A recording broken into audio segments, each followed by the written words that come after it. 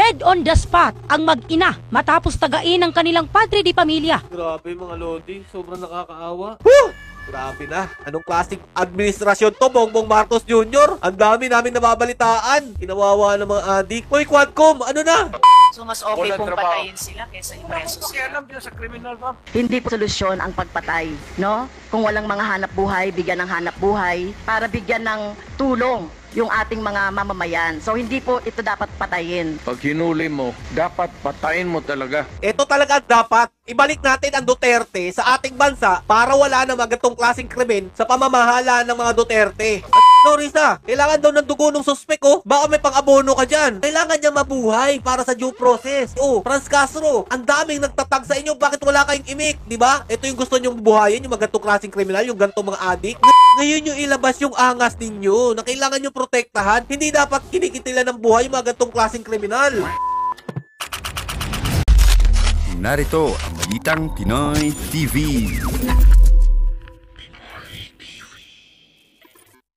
Yo, what's up mga Lods? It's Mega Peps TV. Welcome back po sa ating channel. O ngayon, Rizal Tiveros at saka Franz Castro. Maraming nananawagan sa inyo. Bakit wala kayong kibo? Dahil dito sa ipapakita ko pong balita sa inyo, nakarumal-dumal po ginawa ng isang adik, ama ng dalawang menor de edad. Itong Nung pinanood ko tong video na to mga Lodi, about sa ginawa pong karumal-dumal nitong amain mga Lodi na adik na sinasabi po nila, sobra akong nagalit talaga dahil sa ginawa nitong taong tukong tao man to sa kanyang anak mga Lodi na walang awa na inano yung leeg ng mga bata. Ngayon yung ipagtanggol to, Rizal Tiveros. Ang daming nagtatag sa inyo. Bakit hindi kayo kumikibo? Kayo, Castro at Rizal Tiveros. Ang punto dito nitong video na to. Dahil nga, kayo tagapagtanggol na mga gantong klaseng nilalang, di ba? Oh, pakita natin ang balita mga idol ha. Para sa inyong kaalaman. Bakit ako nagkakandalaitin ng ganito? Oh, sabi po dito sa Brigada News FM Davao. Dalawang menor de edad na anak daw po ay inano ng ulo mga Lodi. Nang tatay daw po nilang adik. Sinabi po dito, asawa rin daw po. Wala na mga Lodi. Grabe na. Anong klaseng administrasyon to, Bongbong Marcos Jr.? Ang dami namin nababalitaan na mga kinawawa ng mga adik. Grabe kayo. Wala kayong ginagawa. So, ito ang balita mga idol, oh. Pakinggan nyo. Dead on the spot ang mag-ina matapos tagain ang kanilang padre di pamilya. Pasado alas 10 ng umaga nitong Lunes, Enero 27, sa loob mismo ng kanilang bahay sa Purok Kamanggahan, Barangay Lutak, City of Naga, Cebu. Ang mga nasawi ay ang ina na si Junilyn Jimenez, 32 taong gulang, mga anak nito na sina John Carlo Camporidondo, 11 taong gulang at 2 taong gulang na si LJ Camporidondo. Grabe mga Lodi, sobrang nakakaawa. Isipin mo yun, kung sa inyo nangyari yun mga Lodi, sa lugar ninyo o kamag-anak ba ninyo, ano kayo mararamdaman ninyo sa administrasyon ni Bongbong Marcos, no? Ang daming balitang ganto, ang daming dinudukot ng mga bata, ang daming nire-rape ng mga babae, minor de edad, pero wala pa rin. Hoy Quadcom, ano na? Kamusta na? Nakakapanggigil na kayo ah. Dali-dali namang tumakas papunta sa kakahuyan ang sospek na si Carlo Camporidondo, 32 taong gulang, dala ang itak na ginamit nito sa krimen. Bandang alas 4 ng hapon, naaresto ito ng mga pulis sa nangyaring hot pursuit operation. May sugat ito sa paa na pinaniniwala ang tama ng bala nang pinaputukan ito ng mga pulis nang mangyari ang habulan. Sa interview ng Brigada News FM Cebu sa kapatid ni Junilyn na si Jessa, sinabi nito na galing sa lungsod ang kanyang kapatid at sospek upang sanay magtinda ng buko. Aniya, bumalik ang mga ito sa kanilang bahay dahil hindi sila natuloy sa pagtitinda. Dagdag pa ni Jessa, madalas din umanong mag-away ang dalawa dahil sa selos at recently lang nakapagsumbong pa sa kanya ang kanyang kapatid na pinagbantaan ito ng sospek. Patuloy ang investigasyon ng kapulisan, kabilang ang pag-verify na lulong sa illegal na droga ang sospek at umano'y may problema ito sa pag-iisip. Ano, Risa, Hontiveros at saka Franz Castro. O ito pa mga Lodi ha. Dahil daw po, tinamaan daw yung paa nung sospek. Ito po ha, sabi po dito sa brigada pa rin, sospek na pumatay doon po sa dalawang anak at asawa nito ay kailangan daw po abonohan ng dugo.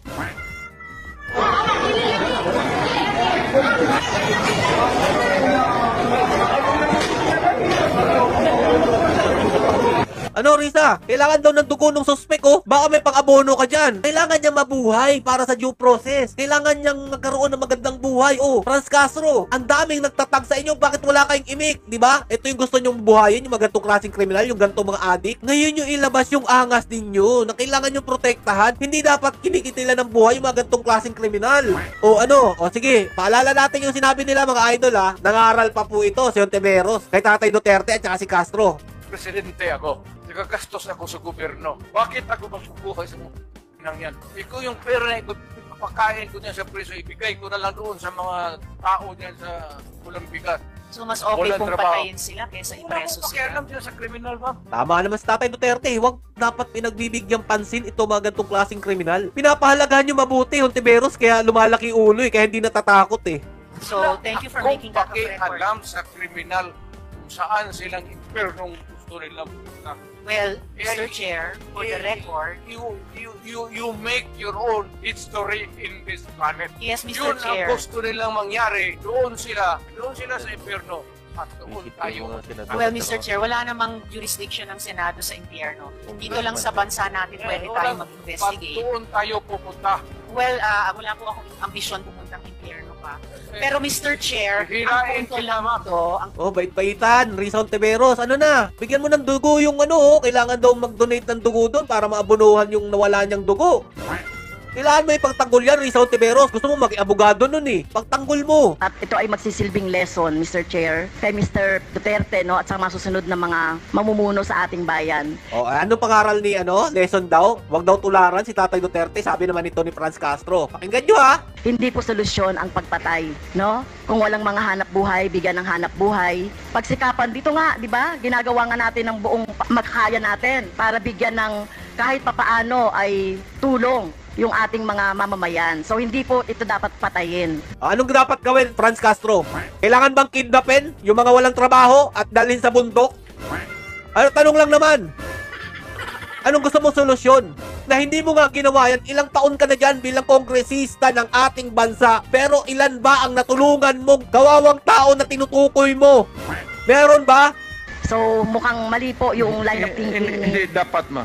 Pero kung talagang Mr. Duterte. if the situation calls for it, I will not hesitate. Tama, And the police should not hesitate, tama. especially facing a criminal who is also going to kill you pag hinuli mo. Dapat patayin mo talaga. Ito talaga dapat. Ibalik natin ang Duterte sa ating bansa para wala na magantong klaseng krimen o mabawasan man lang ito sa pamamahala ng mga Duterte. Anak na tinapay, hindi kagaya nitong dalawang to na si Risa Hontiveros at saka si Franz Castro na binibaby ang mga kriminal kaya walang takot mo gumawa ng karumal-dumal sa ating bansa. Itong mga hayop na ito, mga idol, mga adik sa ating bansa.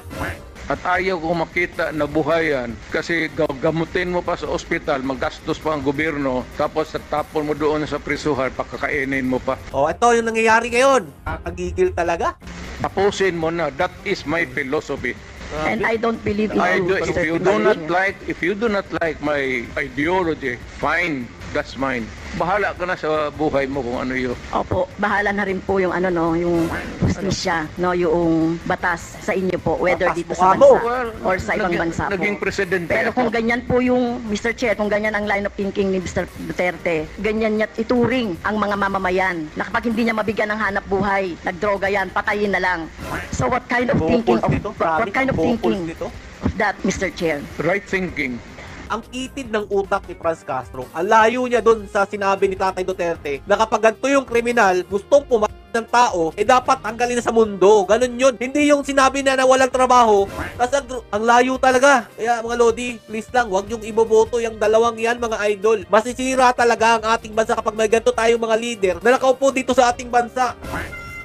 Piruin nyo mga idol gusto nilang mas protektahan ang mga gumawa ng krimen. Bigyan daw po ng due process. Paano yung kawawang bata, 2 taon pa lang, 12 years old daw, puti umano yung batang lalaki na gusto rin maranasan ang ganda ng buhay sa ating mundo. Pero ito, dahil lang sa isang adik na tatay, mga Lodi, tinapos niya yung karapatan ng 2 bata na buti nga mga Lodi, yung isa daw po pumasok ng paaralan, baka yun din, wala na rin dito sa mundong ito. Meron po nag-iisang anak di umano daw po na hindi po nadamay dito po sa pagwawala nitong ama na adik na ito, mga Lodi. O ngayon, Risa Hontiveros at Franz Castro, pagbibigyan namin kayo na ipagtanggol yung gantong klaseng kriminal. Ngayon yung patunayan na kailangan ng due process na meron ng nawalang inosenteng buhay dahil sa kaadikan ng administrasyon ni Bongbong Marcos Jr. Ngayon kayo magtatatalak dyan sa social media, sa media. Ngayon kayo magpakita ng inyong interview laban dito sa balitang ito. Abangan po natin, mga Lodi, kung magdodonate po ba ng dugo si Risa Hontiveros at saka si Franz Castro dun po sa tatay na adik, mga Lodi. Hanggang dito lang po muna, mga Lodi. Stay safe, mga Lods, and God bless you all. Duterte lang talaga ang may malasakit sa ating bansa. Inday Sara, ayan. Sabi ni Chona, yes, kailangan na palitan na si President Marcos at mapalitan ni VP Inday Sara Duterte dahil may malasakit sa taong bayan. Kaya we love you, Duterte. Ayan. Sabi ni Cesar Sanchez, nasaan na yung mga BBM vloggers na nagbalita bago mag-rally ang INC na may bagong COVID para hindi dadalo ang mga tao or INC member siya rally. Bakit hindi nila tinuloy? Hindi ko alam yan na merong nagbabalita ng ganyan. Nagpipake nyo sila ha. Bakit hindi na lang tinuloy ng people power noong araw para impas na? Yung people power na overuse na yan eh. Sana naman may talagang people power na ayan, patapusin nyo na lang si PBBM para babala na kayo sa BP Sara na wala namang problema. Kung gusto nyong patapusin si Bongbong Marcos, patapusin nyo. Pero syempre kaming taong bayan, magrereklamo kami. Kasi gutom eh. Gutom na tayo eh. Talaga ipagpatuloy natin. Sige, patuloy. Pero magrereklamo tayo sa mga ginagawa niya. Buti na lang kung mabuti ang kanyang pinanggagawa. Di ba? Sabi ni Josephine Conanan, happy kami para kay Inday Sara Donmar. Siya na sana pumalit kay BBM. Sabi ni Proseso Pareño, dapat may room mga vlogger na nangangalkal ng mga kabalastugan ang sa mga administrasyon. Tayo rin na ako, kinukuha ko lang yung mga balita ko sa mainstream media eh. Hindi tayo namimeke eh. Di ba? Sabi ni Marife Dingal, dito sa amin takot lahat ng mga jadik. Ngayon balik at may kawawa ang biktima. Yan tuloy, di ba? So kayo guys na mga nanonood ngayon, paki-like at saka paki-share itong live natin ha para kakalat ito ha. And also Ito na nga mga kabalita. Ano na ang masasabi nyo patungkol sa balitang ito? Please comment down below mga kabalita. Pag-usapan natin yan sa comment section. At kung di ka pa nakasubscribe sa ating channel, baka naman